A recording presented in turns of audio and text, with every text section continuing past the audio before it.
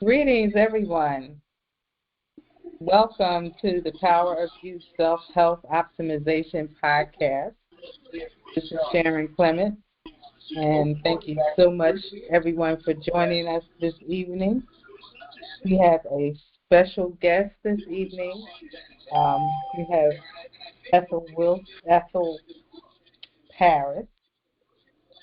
Ethel Paris is a renowned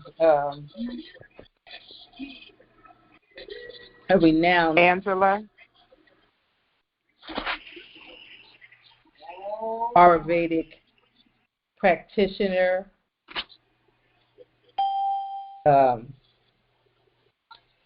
massage therapist, yoga instructor, and she has come to spread her knowledge with us tonight, her vast knowledge.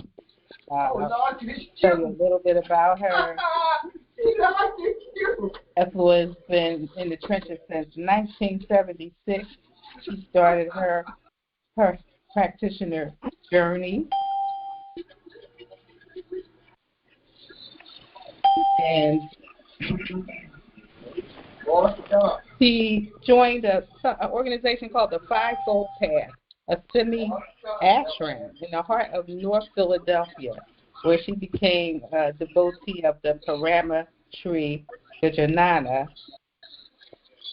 Parama Sagaru Shri Gajanana Maharaj. Thank you so much, Ethel, for correcting me and clearing that up for us. There she learned about the principles of the Fivefold Path: meditation, yoga, asana, breathing techniques, mantras, fasting, spiritual cleansing. Mic check. Sister Sharon? Yes. I don't mean to disturb you, but when you get that noise in the background, you can mute your room and bring that sister in as a co-host, because people are coming on and they're not muting their phones. And that disrupts the sister from making her presentation.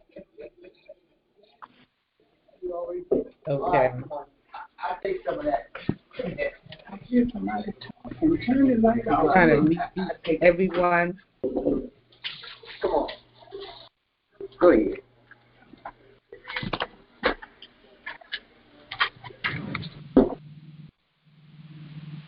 I think I got all the background noise. Hopefully. So, sorry for that interruption. If you have any noise going on in the background, please either mute yourself or discontinue the noise, because it's very distracting, and it'll be very distracting to our presenter this evening. I don't want anyone to miss what she has to say. She's bringing us some powerful information to help improve your health and well-being, and to contribute to your own self-care, and to make you aware of other modalities that will help improve your health. She's currently an Ayurvedic practitioner. She's has a bachelor's degree in that practice, and so she's been doing this for quite some time now, and she's going to share with us tonight information about the Ayurvedic medicine. So without further ado, I'd like to introduce you to Ethel Paris. Hi, everyone.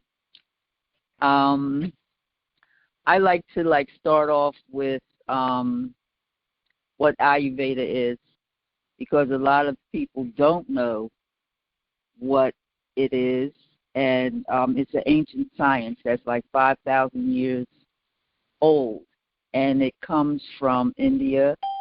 It is part of the Vedas. It's a secondary level of the Vedas, and it's about the science of life. So it's about daily living in harmony with the laws of nature. And it aims at objectives are to maintain the perfect health of a healthy person through prevention of disease and to cure the disease process, in an unhealthy person through the use of proper diet, lifestyle, panchakarma, cleansing, and rejuvenation. So the whole science is basically based on the fact that there are 5 elements in the universe that has created everything on this planet. And those 5 elements also exist within ourselves. Now, So those... Ethel, let me just stop you there for a minute. So before you go much deeper into the topic, could you just tell us a little bit about how you got into Ayurveda? Okay. Well, I had to start off with basically talking about how I got into the Fivefold Path. Okay. Because basically, being in the Fivefold Path, that's basically Ayurveda as well, because it's about the Vedas. It's the yoga philosophy. So one reason of getting into it is because I wanted to find the truth. I was really wanting to know what my purpose was in life. Why did, my life was not in very good shape, and I was just searching. So I went into a whole lot of things. I searched a lot of places, like the Buddhism, the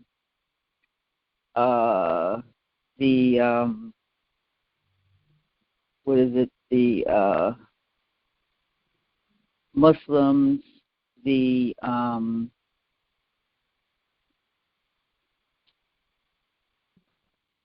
those are the 2 things that I would mainly say that I basically was looking. And then I saw a program on TV called Lilyish Yoga and You. And I was also looking for some type of exercise. I had 3 children, so I was really always tired. I was not in the greatest health, and I could feel it. So I started doing yoga with Lilyish Yoga and You, and I really felt a profound effect, very calming, very relaxing, and yet I felt like I had exercised. So I had a book that I had never read that talked about breathing techniques. I started doing breathing. I felt an effect of that. I started fasting. I mean, I think I always fasted, actually, and not really wanting to fast, but I was even a young teenager. It was just times I just didn't feel like eating, and where my body would just be too full of junk. So I would just not eat anything. So fasting also made me just feel lighter. It made me feel like I was in tune. I also started just going into nature, listening to the crickets, all kinds of, just kind of sitting in the sun. I had just had my 3rd child. And I wound up meeting a sister that had tried to get my ex into the Fivefold Path, and he had told her that I would probably be the person that she needs to talk to. So that ushered me into that. I think the hardest thing of getting into that group was being in silence, because I was so used to, I guess, living in a world where you're always listening to something, always participating in something. Being in silence was like very, very hard. And once I did get used to it, I seemed to just want to be that way a lot. I mean, we basically was living in a way in which a lot of monks or whatever else lives. You got up at a certain time, did your disciplines. I learned vegetarian diet. We had times when we fasted. So you were in you called it a semi-ashram. The Fivefold Path was a semi-ashram in North Philadelphia? Yes. Yeah, in North Philadelphia, right at 1902 Judson Street. It was called the Judson Street House of Homotherapy. So we was teaching a science called Agnihotra, a ritual that was done at sunrise and sunset, which purified the atmosphere. So that was something that we was teaching in the community, as well as yoga. And we were sharing our vegetarian meals and stuff as well. Okay. Thank you for that. So please continue and explain to us what Ayurveda is. Okay. Ayurveda means the science of life. It's about living in harmony with the forces of nature. And in doing that, you maintain your health. It also deals with defining the type of body structure that you have, which I thought was very interesting when I first started getting into Ayurveda, because a lot of times we have different emotions and feelings, and that we may not even have a clue why. Because we get certain feelings and emotions as well from the foods that we're eating, how they assimilate in our bodies. So, and that's where I came into talking about the energies that exist in the universe that creates all of life. Those energies are within us as well. So we have space, air, fire, water, and earth. So those energies within us are the energies that we in Ayurveda actually create names for those energies. And those would be considered doshas. So some of us have more of particular energies than others, and that's what makes us different. For instance, somebody may have a more fire and water and air and have very little earth, and vice versa. Somebody may have a lot of earth and just a little fire and more air. So according to what two of the most dominant doshas are in your body determines what energies that you have. So what exactly is a dosha? Okay, a dosha is a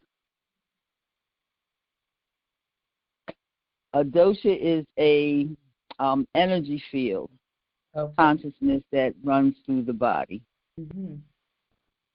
You detect that through pulse reading. Your inner conscious and your prana life force energy, you can feel with your fingers on the radial pulse what is actually happening in your body through the feeling of these three doshas. And those three doshas are basically the energy that flows through your body. Mm-hmm. Okay. So, for instance, we have the finger that's near the thumb, the middle finger, and the finger that's next to that. Those are the three fingers that are used to detect the doshas, the energy fields in your body, your consciousness. And the vata, you have vata, which is air and space, pitta, which is fire and water, and kapha, which is earth and water. Mm-hmm. So those three particular energies that are running through your body, like I said, we are all made up of those energies. Okay. They are expressed through those three fingers if you're putting them, if you're actually reading your pulse, and that's why it's called doshas. So do you understand what I'm saying? Yes. Okay. So it's very rare that someone has all three that's actually even. Most of the times people have more of one than the other, and you can find your dosha out through different questionnaires that's asked when you go into your consultation, and also through the pulse reading. So could you give us a picture of what Ayurvedic consultation would look like? Okay. So when you go in for an Ayurvedic consultation, the first thing you'll get done is your weight, your temperature, your blood pressure, and then you will get a pulse reading. Before that, you will fill out a form that you will be asked all different types of questions about your lifestyle. So we go through three different avenues, which is observation, palpation, and questions. So the questionnaire would be what type of lifestyle you are living, your diet, when you get up, when you eat, the times that you eat, when you go to bed, your eliminations, your the type of how often you eliminate. Also, what type of job you have. Basically, try to find out whether there's a strong stress level. So you really get into the patient, and traditional, medical system that doesn't really get that much into your life, what's going on in your life. You really get into the day-to-day occurrences in a person's life. Right, because we feel as though that we're composed with that the human being has a mental, physical, and spiritual body. Mm-hmm. That they all affect your health. So we'll also look at your body, your gait, and that's how you're walking, how you're functioning. We'll be looking at your complexion, your built, the way you talk, because it's certain, even with the Vata Pitta Kapha, it's certain things that you can tell when a person is Vata or dominant, Pitta dominant, or Kapha. And we also look at your tongue to see if it has a white coat, then you usually have a lot of waste in your bloodstream. Looking at your how much adipose tissue you may have on your body or not have.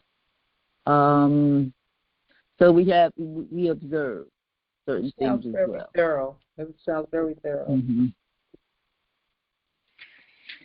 So from there, and also taking the pulse, because we go into a superficial pulse, which is a light touch on your arm, right at the radial artery near the thumb. We will press in and feel your pulse. The superficial pulse will detect how much waste you have in your bloodstream, whether you have energy or not. Then we'll go into the second pulse, which goes into your your organ system, to see what's going on there, according to whatever dosha that's in that that's on that finger. For instance, the Vata pulse will have different forms of space and air that affects different parts of your body, and so forth and so on with the Vata and the Pitta and the Kapha. Then we will go into the deep pulse, which basically will deal with your foundation, because we're born with a certain foundation, our strength that we already have within our body. And you compare that with your first pulse, your superficial pulse, because if they're the same, then that means your health you're in pretty good shape. And also we can tell from the deep pulse as to how you came into this, on this planet, as far as your health and wellness. Wow. As a child. So and then we'll go in, and so those are the and a fourth level is telling more about the organ system. And so those altogether, how many different levels of pulse readings do you? About 5 levels. About 5. Mm-hmm. Because we're also dealing with ojas, the essence of the, we call ojas the essence, like when you're eating and your body's going through all of the different forms of digestion, the end result is energy, and that is what we call ojas. How much energy you have really within your body from the food that you've been eating. So that's basically. Since you mentioned food, so what is the how should you eat? Okay, if you are out of balance, because one thing that Ayurveda does not do is force you to eat anything that you have problems with eating. Let's say that you're a meat eater.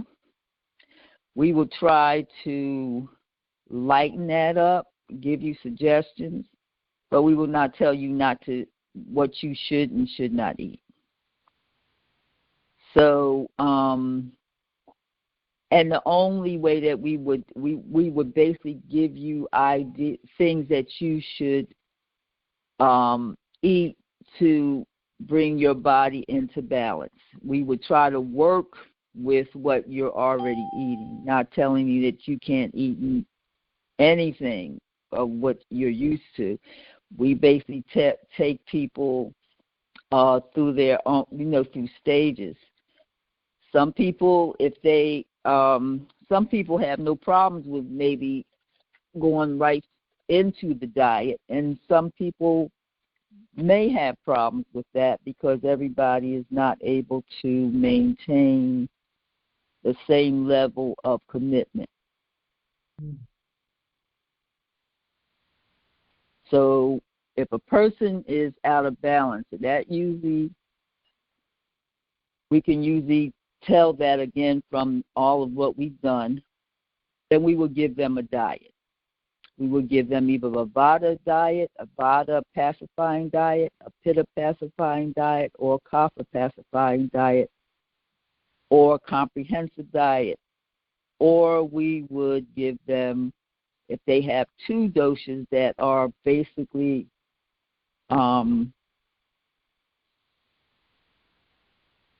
functioning not well, we will give them a Vata Pitta diet or a Pitta Kapha diet. And let me say one thing too, is that those three fingers could tell also whether a dosha is out of the house. And that's what we call those fingers are the three doshas. Those doshas are where that energy stays in. The only thing that moves those energies would be the vata, the air. So if the air moves the pitta into the vata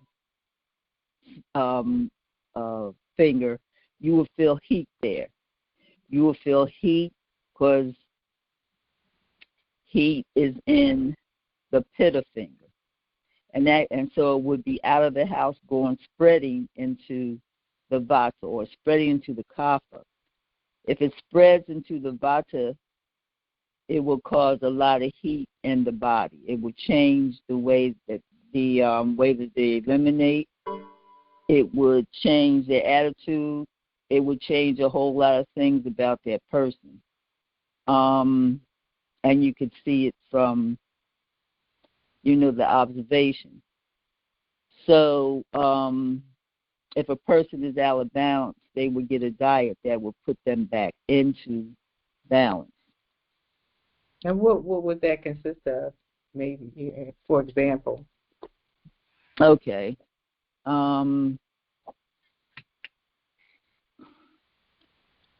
If a person has a lot of gas and flatulence, that would be their over vata. That would be that they're very cold, and because vata is a cold dosha. They would be cold all the time. They would be burping and flatulence. Because vata is a very vital sign. It's a fast-pacing sign. It would be if it was out of balance, that person would worry a lot. Would be overly sensitive. So if they had to do a vata diet, you would eliminate a lot of the foods that are causing the air and the air in the body. So The gas. Instead of beans, you'll be talking about lentils. You would be talking about asparagus. You would be talking about different fruits that, like mainly sweet fruit, things that are more sweet and salty actually helps with vata. So if it was a pitta thing where there was a lot of fire in your body, which causes a lot of anger and irritation. Also, fire can cause, especially in a vata person, you will see scratches come up on the body that they didn't scratch. It just comes in. It's almost like a burning kind of sensation. Even with person that gets eczema, that's usually too much fire. That would also be certain vegetables and fruits and grains that they would eat.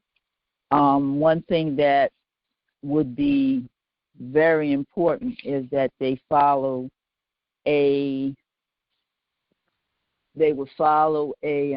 pattern of getting up at a certain time, going to sleep at a certain time, eating at a certain time, because it would be important for them to be in tune with nature, because a lot of times when people don't get up at a certain time, go to sleep at a certain time, it affects your body, your elimination. It affects a lot of the sleep patterns. It affects digestion and all of those types of things. So you will put them into a Vata routine, as they call it. Would that because be like, that would that follow like the circadian rhythm? circadian rhythm around the day, yes. Okay. Yep, that would be one of the most important things to start off with, is to the lifestyle. Also, a Vata Pitta Kapha person would have a different type of exercise routine. Vata person don't need as much pushing and extreme exercise as Kapha would because of the build, the physical build. Also, according to how stressful a person may be, certain oils will be prescribed, certain herbs will be prescribed, and certain things like yoga or meditation or some type of breathing techniques will be described as well. So it sounds And like for a instance, whole life plan for you. Yeah, a whole life plan would be given to the person. And you talked about and like herbs. So what kind of herbs would be included? I know I looked up a few myself, and I realized that I was doing a couple without even realizing they were, used for Ayurvedic medicine, like ashwagandha and, turmeric. Yeah, ashwagandha is a heating, which is mainly pitta herb. All of those herbs are different.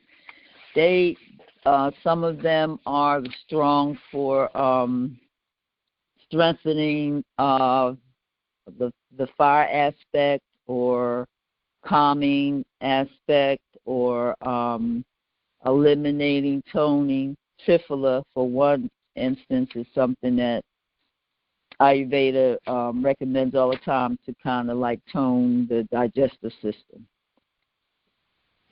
where the elimination is irregular. And also ginger is used a lot, especially for digestion. Mm-hmm. Long pepper.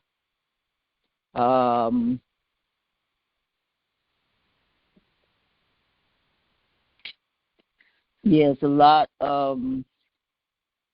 Cardamom, coriander. Oh yeah. Because for one thing, like for instance, if you wanted to deal with your lymphatic system, coriander and cumin and fennel were three herbs that you make into a tea and sip through the day, hot. That really helps to clean out the lymphatic system as well as help the elimination. So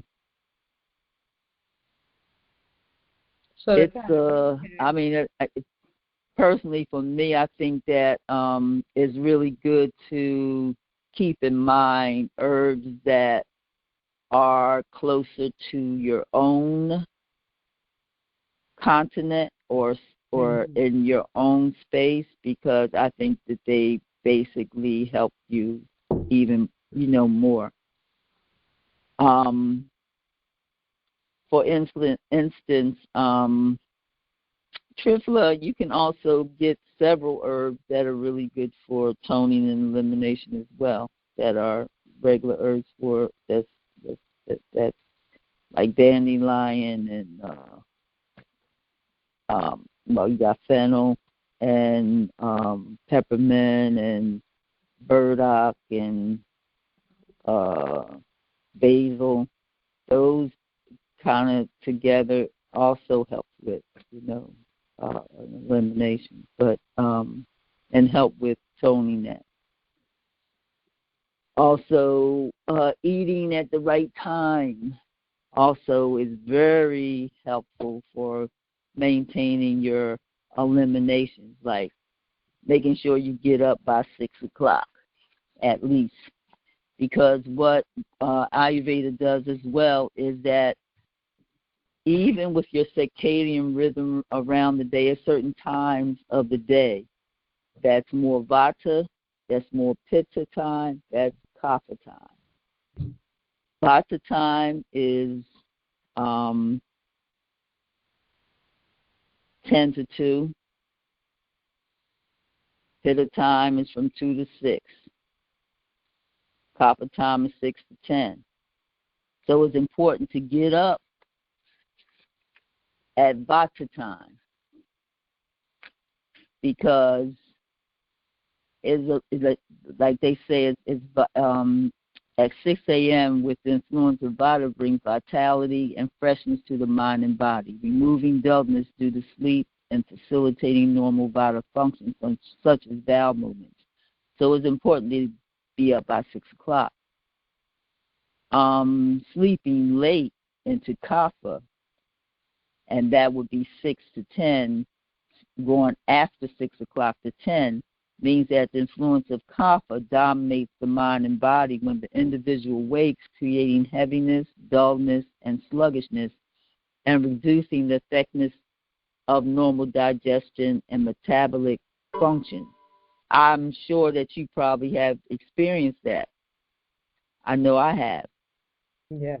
If I get up after 6, I don't feel as vital, you know. You sometimes you can get back into that rhythm, but you definitely feel kind of dulled down. Also, sleeping is good at bedtime. Is individuals should go to bed by 9 o'clock. So your diet, you should at least eat by 6 so that your digestion will be completed before you go to bed, because your body is healing and going through its process of rejuvenation and stuff from 10 to 2. So Cleo? We have to regulate our lives and have a rhythm that's constant. Yes. Yeah. And I was always interested in Ayurvedic. Never really studied it, but one of the things that I thought was interesting was, in terms of eating, was like as far as eating foods that were in season. True. Yeah, can you tell us a little bit about how important that is? Well,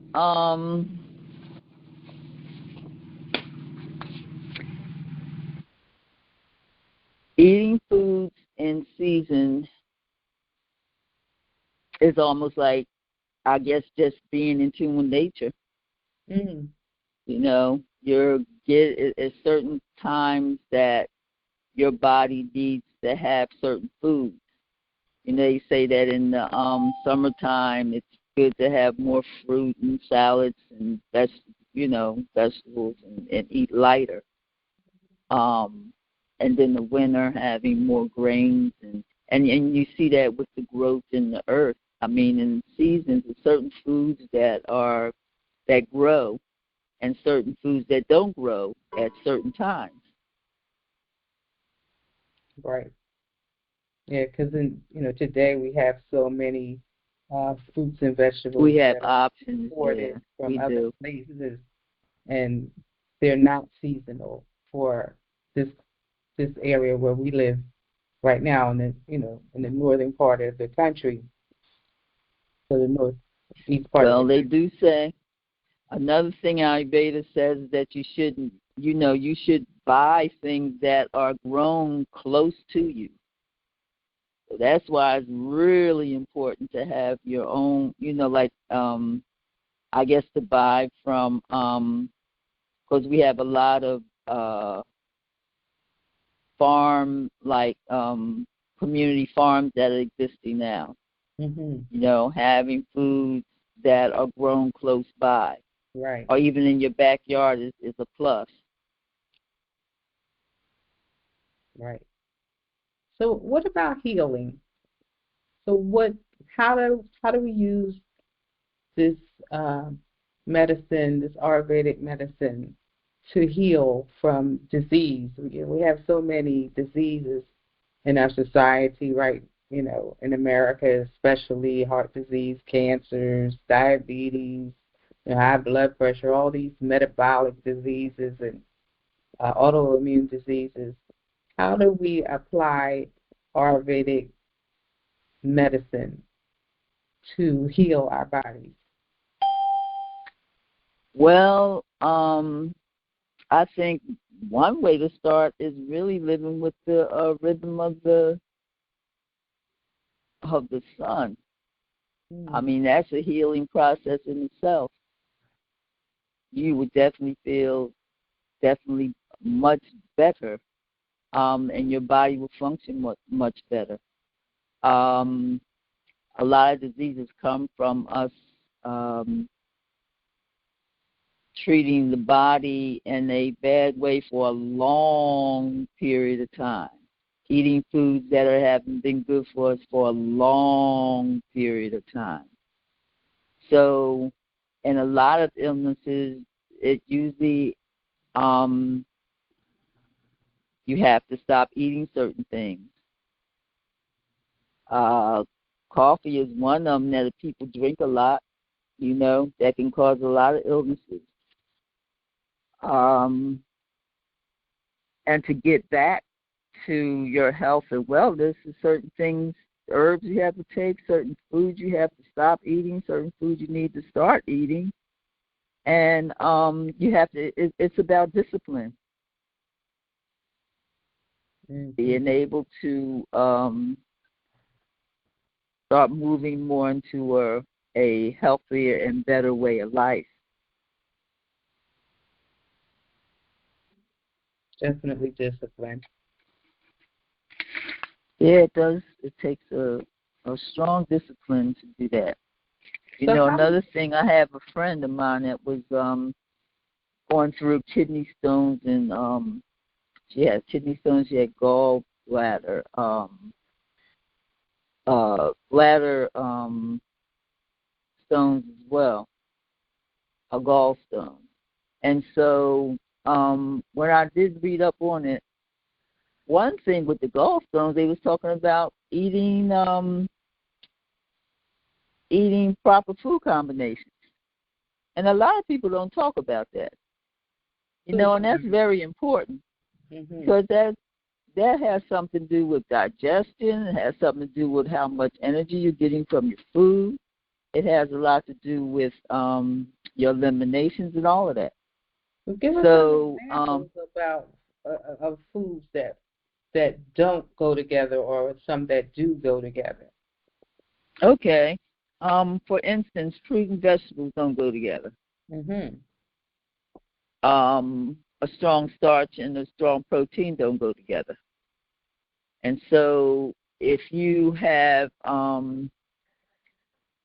sweet fruit, you have subacid fruit, you got sweet fruit. So sweet fruit and acid fruit don't go together. A subacid will go with either one. But you also have to have a certain time that those foods actually digest itself. So if you're eating fruit in the morning, you're going to wait at least 2 hours before you bring in a grain or protein. When you're eating vegetables go with starch and goes with protein. Your starch takes about 3 hours to digest, and your protein takes about 3 to 4. So you have to give time for that. At certain times that you should drink your water, so that doesn't interfere. So it's a whole science to all this stuff. So when should you drink your water? Should you drink before or after, or how much time in between? They say you should drink an hour before or an hour after. Mm-hmm. If you do drink, you should sip if it's, if it's before that, where you may be thirsty, you would sip it, but not like gulp down a whole lot, so that you don't interfere with digestion. So tell us, how would we get in touch with you if we were interested in learning more, uh, setting up an appointment for a consultation? Okay, you can contact me at parisethel@gmail.com. And I also work at the Ayurvedic Clinic. It's in King of Prussia. And That's King of Prussia, Pennsylvania. We have some people on the line that are from different areas. We're not necessarily familiar with the Philadelphia area. Okay. Well, I do have. You can get in touch with me from parisethel@gmail.com. We can create a Zoom call or something. Okay. That I can do a consultation.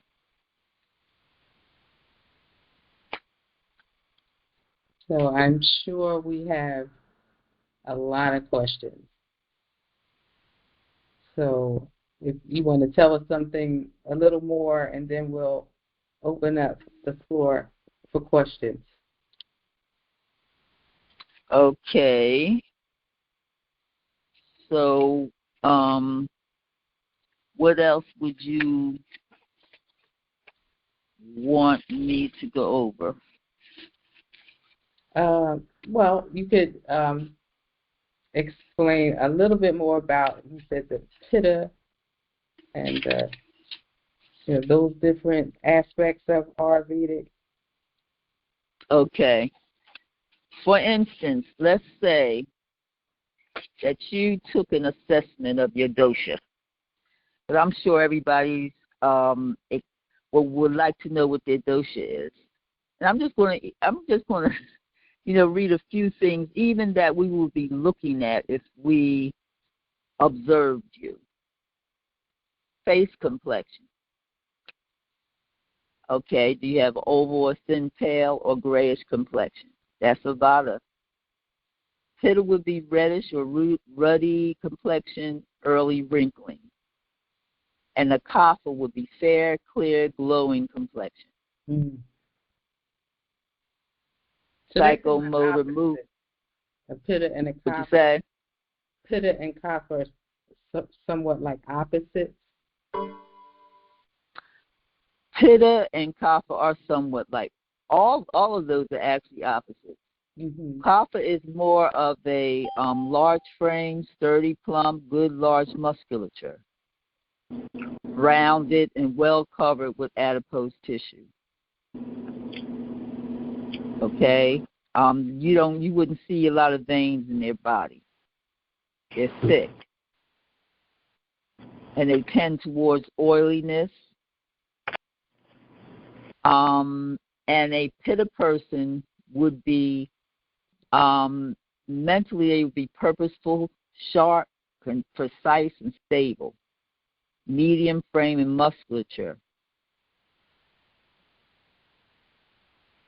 So everyone fits into those categories? Everyone does not fit into it totally. This is just the observation. Okay. Like I said, see, when you take these questionnaires, what you can come out with, let's say you got 5 points for each one. 5 or 7.5 points, 2.5 points. Whatever you would add up would be your stronger dosha. Okay, so let's say you had a like I'm going through all of these things, and you come up with more of a pitta or more of a vata, and your numbers are less in kapha, then that's what you would be. You would be a vata pitta, and you would have very little kapha. And I guess it would be the same as almost similar to your because for me, I find it is even similar to my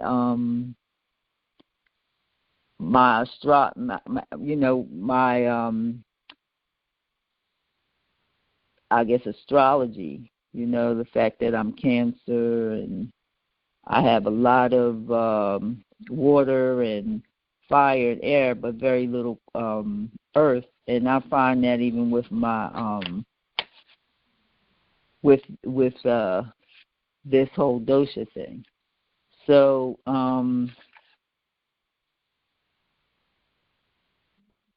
if you went through the dosha predominance assessment, and that would tell what your prakriti is. That's what we call it. What your prakriti. Your prakriti would be, your vakriti would be your imbalance, and your prakriti would be who you are. Whether you are a vata kapha or a vata pitta or a pitta vata, that would come out from you taking those assessments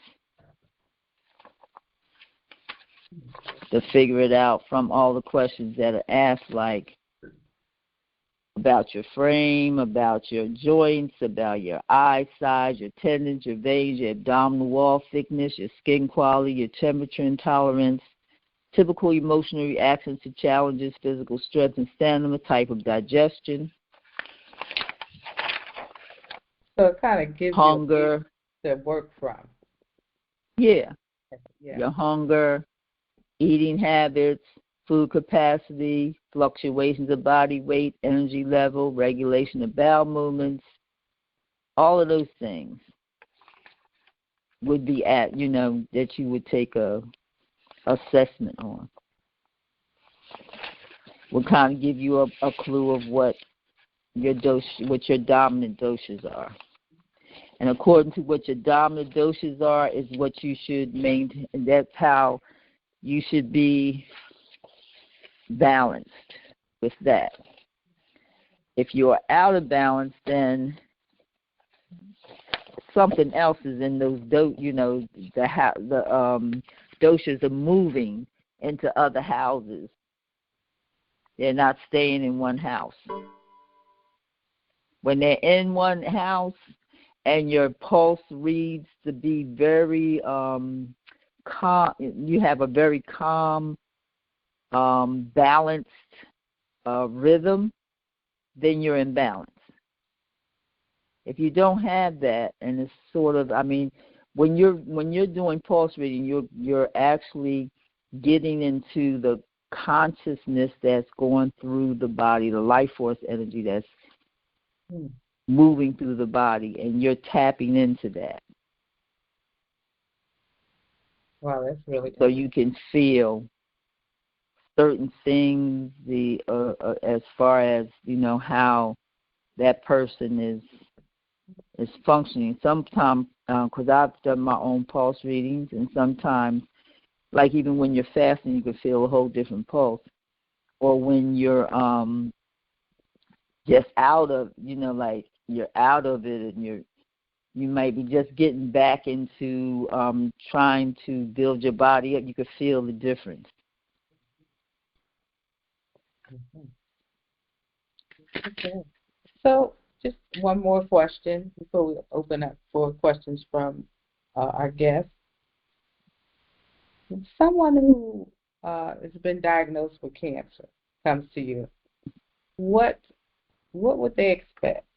What would they expect that they could get in terms of contributing to their healing from Ayurvedic medicine?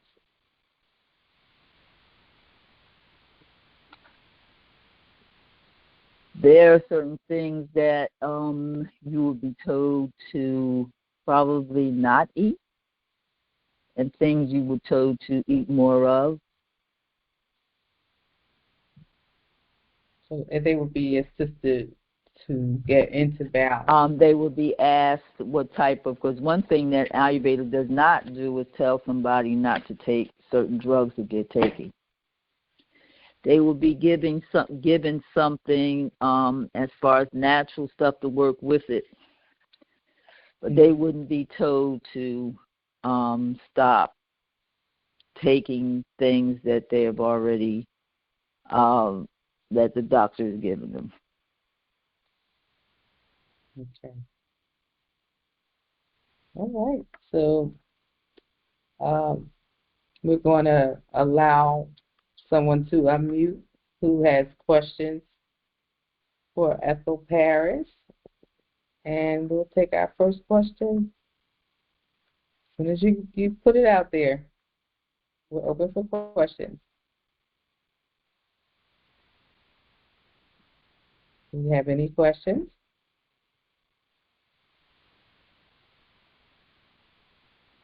Well, this is a first.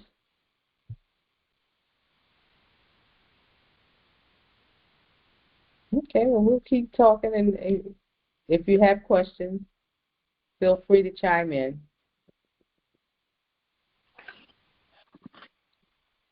So, Ethel, how do you hello? Yes. Oh, how do you incorporate all of the things that you do, and with the yoga and with the massage therapy, and I mean you have a list of modalities that I know they all come together as one, but how do you help people incorporate those things into their life and along with the Ayurvedic? Okay, when a person comes for a consultation, we will not only give them a diet, but according to how out of balance a person is, and then I would say another thing that helps to bring a person back into balance is Abhyanga. We would give them instructions on how to do that, and that's a self-massage, where they will use certain particular oils that would balance their dosha out and give them more of a it would help to actually release a lot of toxins and stuff out of their body.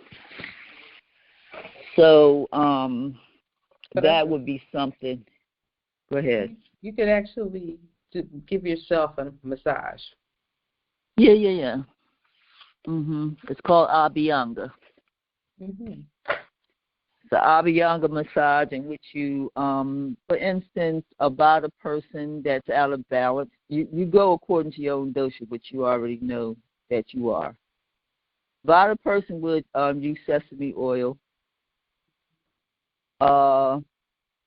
Hit a person would use olive, and a kapha person would use coconut oil.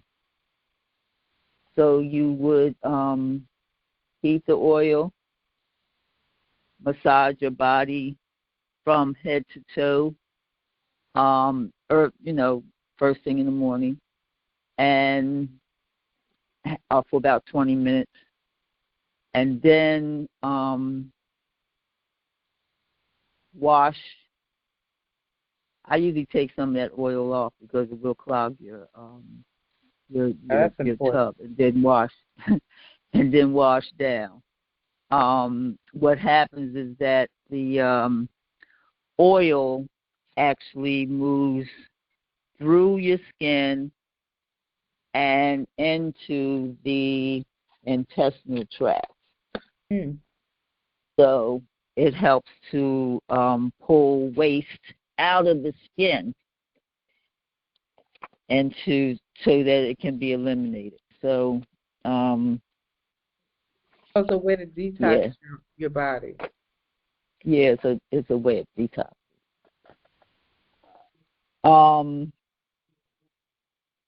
Another thing is that triphala is usually recommended as well to tone the digestive system. When they're given and they also nausea, which is oiling the nose and ears, and also call it oil pulling. That's usually recommended as well. So why would you oil the nose and the ears? The dryness. Also, a lot of, that would be for a person that has sinus issues. A lot of mucus in the nose. The nose, ears, and throat is usually affected by the sinus. I'm sure a lot of people could benefit from that because so many people seem to have sinus issues now more than ever. True. And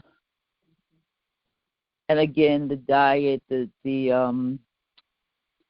routine. The routine is very, very important as well. The times that you eat, and that's really a discipline in itself. Because sometimes it's very hard to do that, especially when you're working and you're constantly in movement. So I've learned to just take my lunch. I prepare my lunch and my breakfast, and I take everything with me and my water.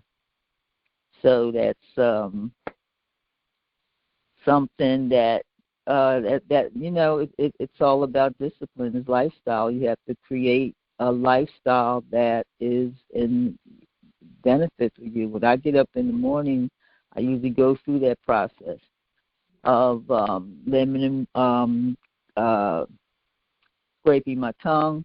That's another thing. Scraping your tongue, you're getting rid of all the waste out from your tongue that you had from when you wake up. All of the poison and stuff that's coming forth from the body. You scrape the tongue, lemon and water. Well, you drink water in the morning, or lemon and water in the morning, or ginger in the morning, and then the Abiyango, or your bath or whatever. And you said the Abiyango is the bath? I say your Abiyango or bath. Or a bath. Okay. Yeah, or bath. And then I usually just go into my I usually eat my fruit in the morning. I try to do my breathing technique before I even eat my fruit. So breathing techniques are very, very important. They help to give you, and it's according to what type of breathing techniques you do. I have 3 different ones that I do. Bellows, which is the 5 breath, and then the inhale and exhale. Inhale through the right nose, out through the left, and then the inhale, holding the breath, and then exhaling. And that helps to build, to strengthen, and to heal. I mean, breathing is almost like, even in the Chinese medicine, they said breathing is almost like part. It's like eating. It's like a nourishment of food. Right. It heals the body. It's one of our most cleanses the body. Calms the body. Right. It does. It is one of the best things ever is the breathing technique. Oh yeah, lowers the blood pressure instantly. Yeah. Calms the calms your whole body down.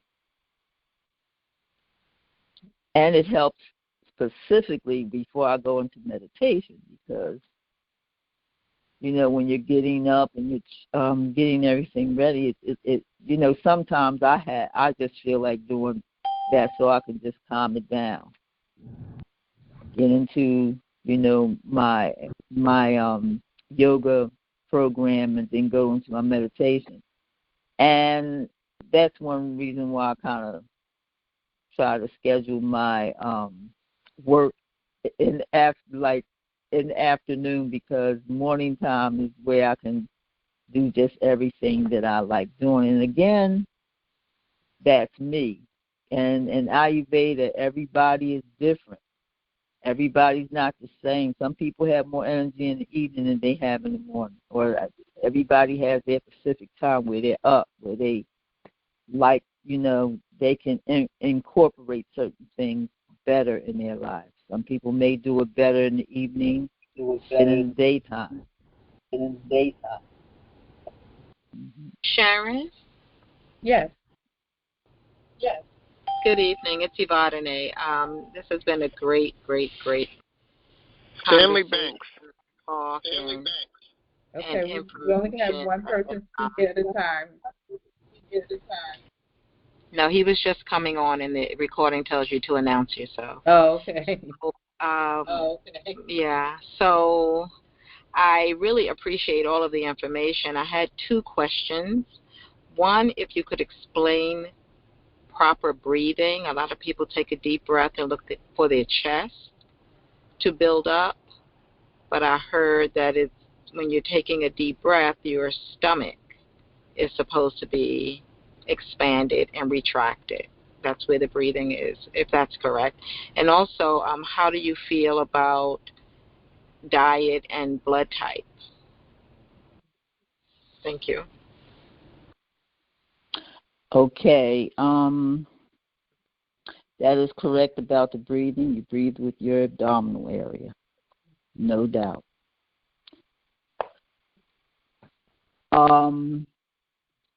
Diet is what I actually we talked about. What type of diet you will go into, whether you was Vata, Pitta, or Kapha. We don't go into the blood type.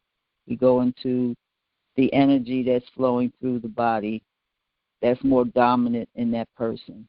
And that is the diet that we put that person on according to how much waste they have in their blood, because blood is very important. Your blood ain't clean, you're not building up strong tissue in your body.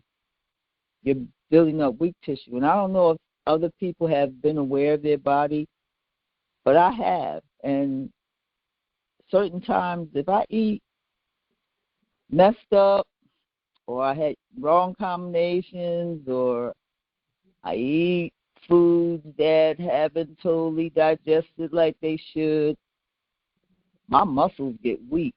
I can feel it. I can feel the difference between when I eat right, my muscles are stronger, and I feel stronger and better, and I'm able to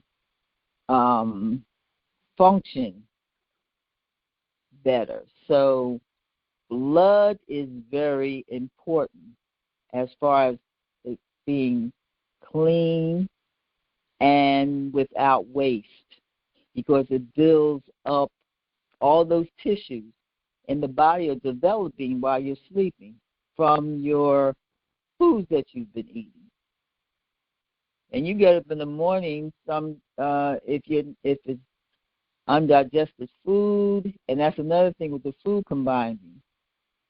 If you have food that's combined incorrectly, then you have a lot of undigested food, and you're not getting all the nutrients from the body, and you're creating waste in the bloodstream.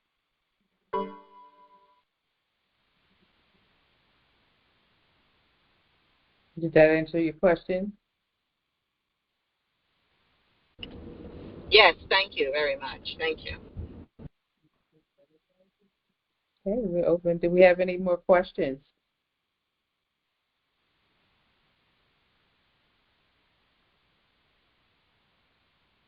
Okay. I have a question. This is Ariel. I just was if you have more of, I think kapha is like the earth one. Yes. If you are predominantly that, because I know that's what I am, and you're trying to be more, I think pizza is the fire. Like, what do you suggest to do? Okay. I'm really kind of confused a little bit by what you're asking, because what Like, if you're more, are you saying? If there's go ahead. yeah, like if you're more, like I feel like I'm more like I have a lot of earth energy, but I want more like have more fire energy. So like, what do you? I don't know if you understand what I'm trying to say. Okay, so when you're saying that you want more fire, you're saying that you feel what, sluggish or? Yeah. Okay, all right. Then you will go on a kapha diet. Okay. And the kapha diet would eliminate a lot of foods that are too heavy. And probably, let me see if I can bring that up here.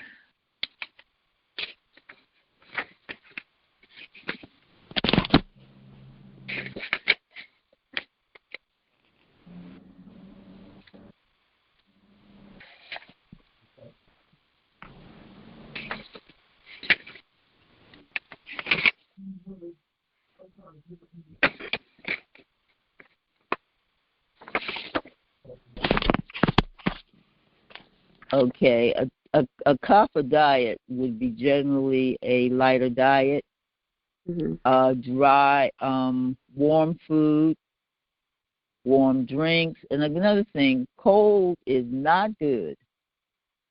Cold water is not good. So a kapha person would drink warmer water. They would avoid and reduce large quantities of food, especially at night. Unctuous, cold, heavy foods, sweet, sour, and salty taste. They wouldn't eat new grains, especially wheat and rice.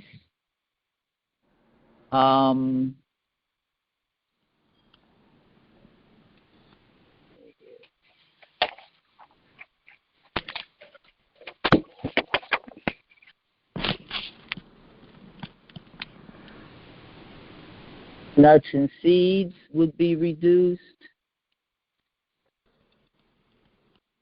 Or nuts would be reduced. Sunflower, pumpkin seeds would be the best thing to have. Oils would be mustard or mustard oils, or I think sesame. There would be certain things that you would definitely not do: sweet potatoes,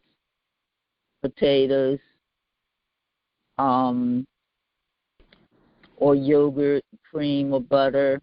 So those kind of things would be eliminated, and you would have more of leafy green vegetables, asparagus, artichokes, carrot, cabbage,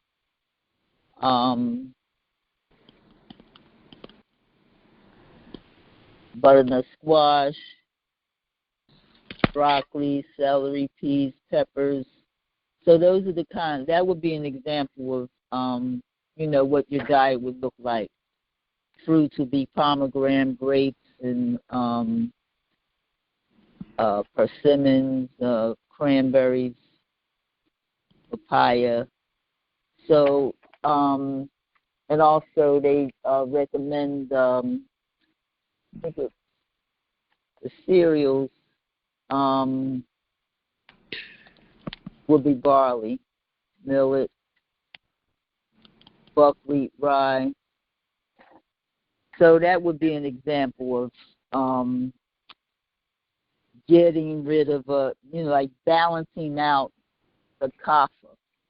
Okay. So it wouldn't be trying to give you pitta. It would be actually just balancing out the kapha. Okay. Thank you. Mm-hmm. Sharon. Yes. Okay, here we go. I was having a problem with my mute phone when you asked about questions. Your guest, what was the sister's name again? Ethel. Ethel? Paris, like in Paris, France. Oh, wait a minute. I thought she said Ethel, but it's Paris. Ethel is her first name. Her last Ethel name. Okay. Paris. Ethel Paris. Mm-hmm. All right, sister, I got it right now. Quick question, because there was a program I got accustomed, learned about Ayurveda. Used to come. This used to be this gentleman by the name of Yogi Cameron, and he came on the Varia channel. And I watched his episodes because people had different challenges, health challenges, and like he was talking about the sesame seed oil, how they poured it over their heads. Talked about the kapha, the pitta. He had the chart, and he showed how he examined their tongue and could tell what they had an imbalance in their body. I want to ask something. So basically, Sister Ethel, your diet is vegan, correct? Yes, mostly. Now, not totally anymore. It was for a long time, but I do eat salmon here and there. Mm-hmm. So outside of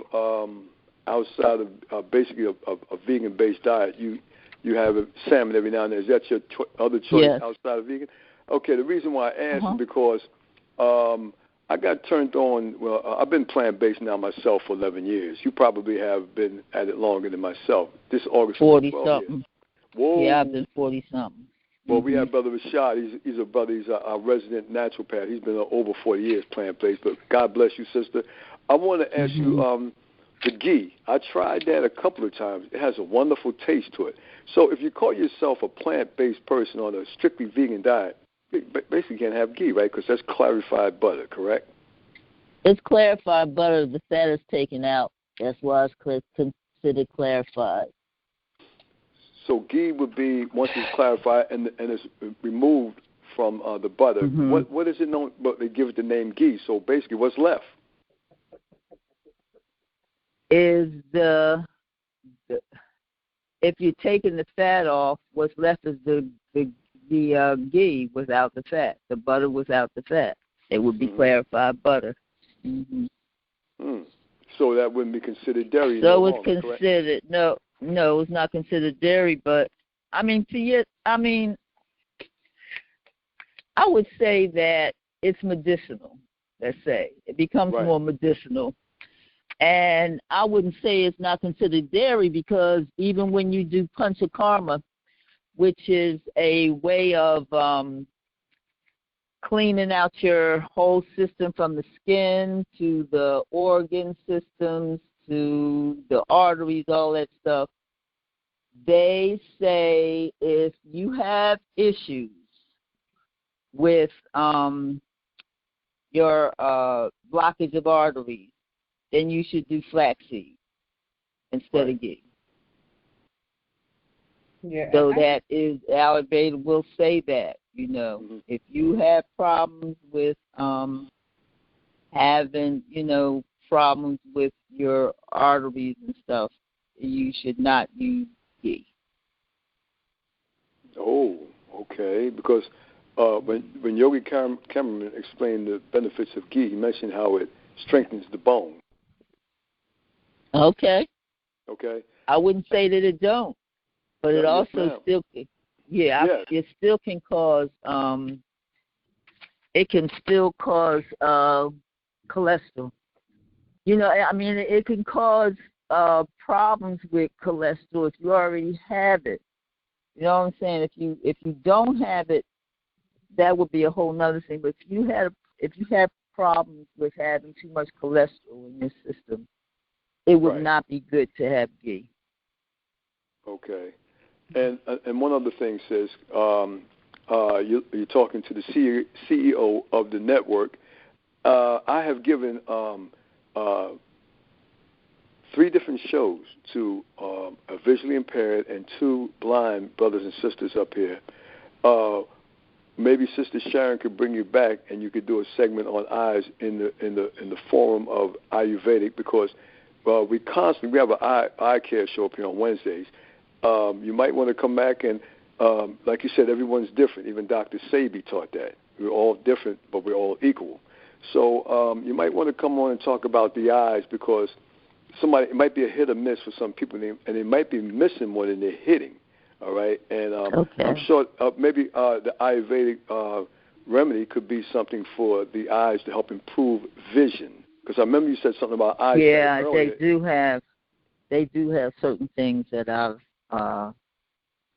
I've heard that I have practiced actually that helps with eye vision. Yeah. Because they also talk about looking at like a candlelight, staring at a candle. That's one of them. Pushing the eyes out real strong, and then closing them up real strong, and moving the head during the time that they're doing it. So yeah, different things that they do suggest, and they actually one suggestion is putting ghee in the eye. Really, ghee.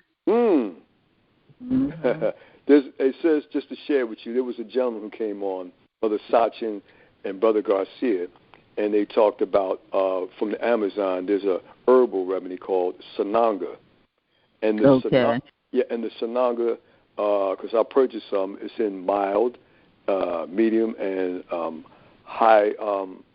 Well, in other words, top of the line. In other words, and when you use it, it's very intense. And they tell you to breathe as you use it. And the gentleman gave I went to one of the there's a place over here. I'm up here in Newark, by the way. I always call it Little Philadelphia. But it was a place called the Rabbit Hole, where Brother Kevin and his wife, they have like a green market. It's like a farm. And he gives wonderful lectures as different people come in, the herbs and things of that nature. And we went to a little intervention there, and it was nice. And they have Sananga. We laid down. Sister Ariel, the sister that came earlier, she did some yoga poses, and we did yoga with her. I know that's vital because Yogi Cameron, he practices yoga when he does his particular show on the Faria channel. So, long story short, there are different modalities. It's deep, sis, when it comes to eyes. They talked about the zebrafish, how he might lose a limb or he has a detached retina, and in time, because his diet consistently is consistent with algae in the water, and he can actually reconnect over time, because they swim blindly in the ocean, which is good for the prey, the people that like to prey on them, because they can't see it go right in the mouth of the bigger fish. But they can actually regrow a fin and regrow a lot of things in their body. They were using the zebrafish to actually talk about people who had optic nerve damage. So it's a long journey, sis. I'm telling you, it really is. But like I said, yeah, it is a long journey. And you know what the thing too is that it requires discipline. Yes. And it is so many things that we have to do. I mean, this society has us hung up in a whole lot of stuff. Yes. And it requires, giving yourself time to do things on a consistent basis. Mm-hmm. And that's where you get your results, is consistency. Well, Sister Sharon, you got to bring her back. And for all the people I know that have a visual impairment, you got this sister right here, Sister Esther, will have to come back and give us some more of that good knowledge, wisdom, and understanding. So it's prosperity to give to these people, sister, because somebody is on a journey, and discipline is right, because it took me discipline through my challenge to become a vegan. And I'm going to tell you, sis, I'm 66. I'm still a baby. Okay. And I feel every bit 30, because the diet is everything, and the discipline. I tell people they... Go ahead, sis. I'm sorry. Go ahead. That's why I'm 74. So when people say, "Oh, I feel like they 50 and 60 years old, feel so old," I'm like, and they say, "Oh, well, how do you feel being 70?" I still feel the same way I felt when I was 20. Yes. I don't understand it. Yes. I don't. Yes. Because I don't feed into that theory. that people want to feed into. You get a certain age, and all of a sudden you can't do this, you can't do that, you can't do the other. That's not true. And I would never reveal the name, sis, out of respect for secrecy. But I had a friend, and I was telling them about certain things to try to keep themselves right. Then it's something that when people get around their friends who are still eating bad, and they need to clean up their habit, and the other person, I call it willful neglect, when they know better, but they get around friends and they fall right. They take 2 steps forward and they take 10 steps backwards when they get around their friends. I talked to the young lady. She ate good for a whole week, got around her friend, and I said, well, when you went to the breakfast party, whatever it was, what'd you have? Well, I had fried fish, grits. I said, oh, Lord. I said, sis, you went backwards. Why would you do that? You ate well all this week, But it's just that people have to have the willpower and the strength, and these people know better. But for some reason, they just fall back on their heels, and they have to stop that. They have to go within, go deep in, and pull it out, because it's in all of us. Because I never thought that I could do it.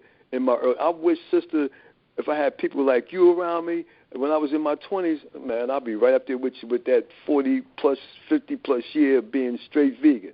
And I said, my son is 36 now. I said, if I ever have a child, all right, that son or daughter of mine would definitely have no meat going in their system, because I know better, because I feel good. And you're so right, because I'm 66 and I exercise a lot. I can do a lot of push-ups. I do my workout. And people come in and I tell them, I say, hey, listen, let's do a workout. Guys younger than me, nah, I did that when I was young. Do it now. What are you talking about when you were younger? You need to do this. And I'm going to concur on this. Last week, sister, I had Brother Amali on my show from Uhuru 3. They're trying to lock him and his wife up, trying to say that they were Russian collaborators. Okay? Yeah, I know.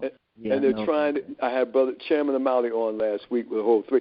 Long story short, the brother said, now he's 81.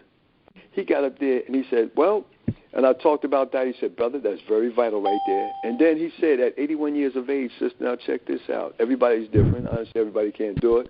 I was a gym rat when I was in my late 20s, 30s. I still go to the gym. He said at 81 years of age, he does a 450-pound squat.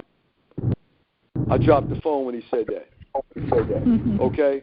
So it can be done. He's plant-based, and he said outside of his vegan diet, the only thing that he does outside of his vegan diet is he takes cod liver oil. He takes a spoonful of that every day. So I told the brother I'm just so proud of him. But I want to congratulate Sister Ethel. I want to say thank you. Thank you for coming on tonight. And Sharon, she always gives us a lot of guests that always have a wealth of knowledge. So, sister, I wish you well, and peace and blessings to you and your family. All right. Thank you. Thank you, Sharon. Thank you for that. So we're coming to the end of our show tonight. I'd like Ethel to give us her contact information before we leave. And hopefully I can't hear. Sister Sharon, you got feedback somewhere. You might have to mute somebody. Something is going on. Yeah, I can't hear. Yeah. I don't know where it's coming from. All right, I'll do it for you, Sister Sharon. Please, somebody just came in. Please put yourself on mute. You're disturbing the show. Please put yourself on mute. We always ask everybody, come on this network, to put yourself on mute. Thank you. Okay, there you go, sis.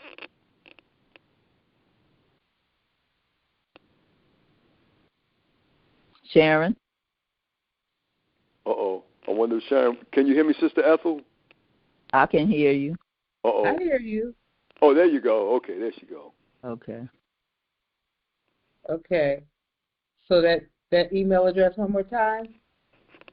Paris Ethel, that's Paris, like the city in France, Ethel, ETHEL, @gmail.com.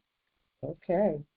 And hopefully you'll agree to come back and join us and enlighten us further with more information.